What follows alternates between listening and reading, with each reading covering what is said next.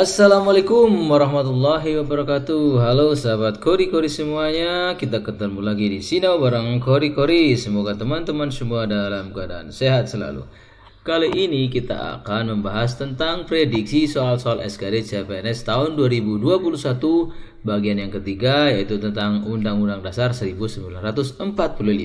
Apa pentingnya sih belajar soal-soal semacam ini? Ya, karena menurut pengalaman dari teman-teman yang sudah sukses tes CPNS pada periode sebelumnya, vocabulary atau perbendaharaan soal itu sangatlah penting. Karena dengan belajar soal-soal semacam ini, teman-teman akan terbiasa atau akrab dengan jenis soal yang serupa pada tes sebenarnya. Soal-soal ini dibuat berdasarkan kisi-kisi dari BKN dan juga FR serta pengalaman dari tahun-tahun yang lalu. Oke, buat teman-teman yang belum subscribe, silahkan subscribe untuk mendukung channel ini agar bisa terus berkreasi dan menyajikan informasi-informasi yang mudah-mudahan bermanfaat buat teman-teman semuanya. Kita mulai ya.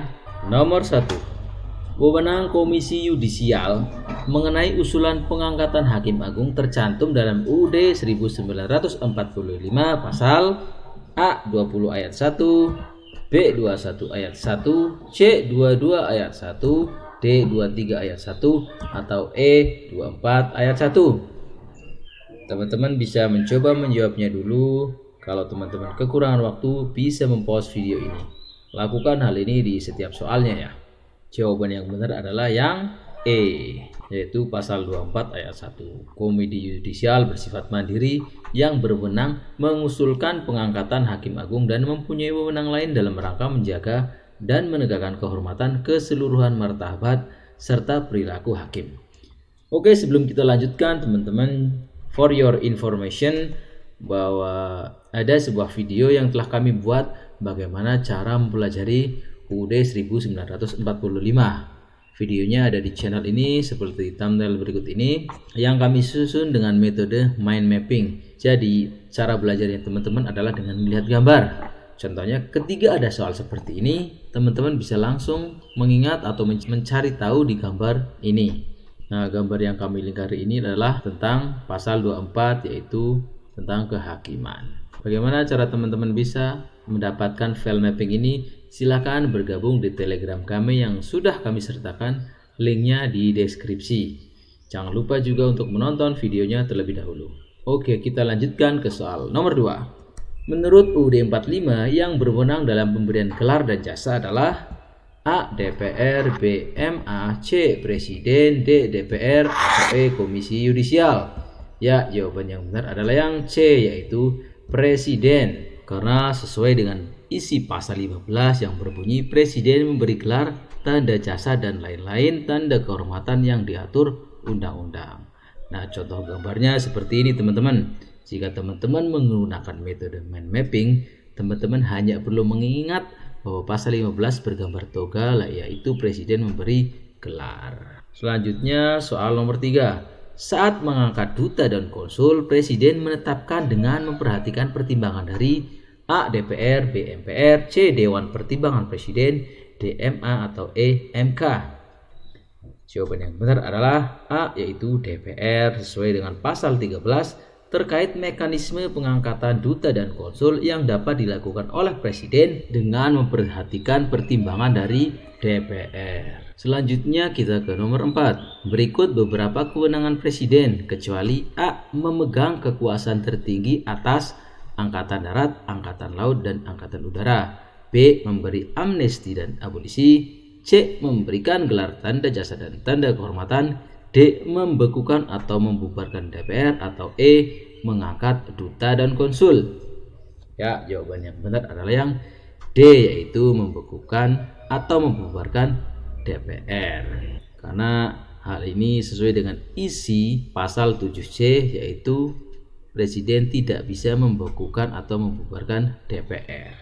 Soal berikutnya nomor 5. Pihak yang berwenang menyatakan perang adalah A. DPR dengan persetujuan MPR, B. DPR dengan MA, C. MPR dengan MK, D. Presiden dengan persetujuan DPR, atau E. Presiden dengan persetujuan MPR. Ya, jawaban yang benar adalah yang D, yaitu presiden dengan persetujuan DPR. Hal ini sesuai dengan pasal 11 ayat 1 yang berisi presiden dengan persetujuan DPR dapat menyatakan perang, membuat perdamaian dan perjanjian dengan negara lain.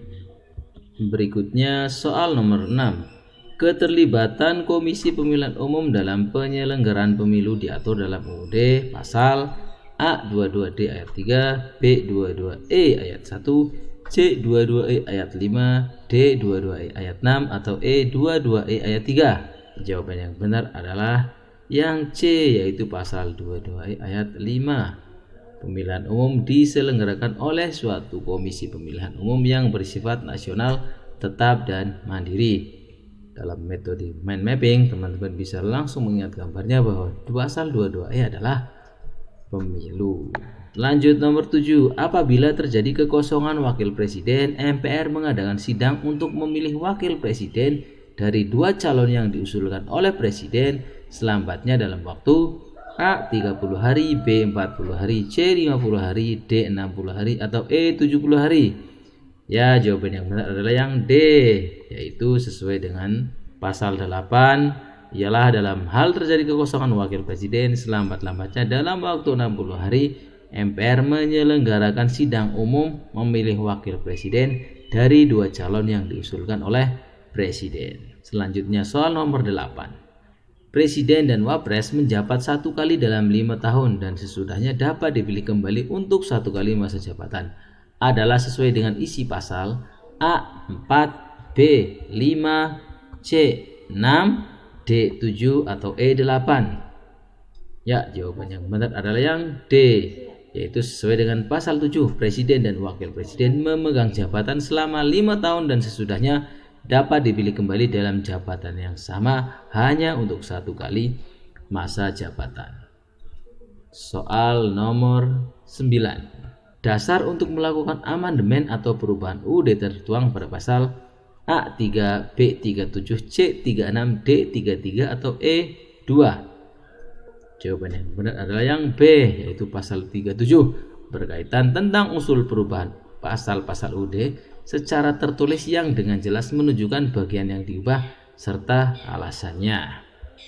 Lanjut ke nomor 10. Pihak yang berwenang mengubah dan menetapkan Undang-Undang Dasar pada pasal 3 ialah A. DPR, B. Presiden, C. MPR, D. Dewan Pertimbangan Presiden, atau E. Mahkamah Konstitusi.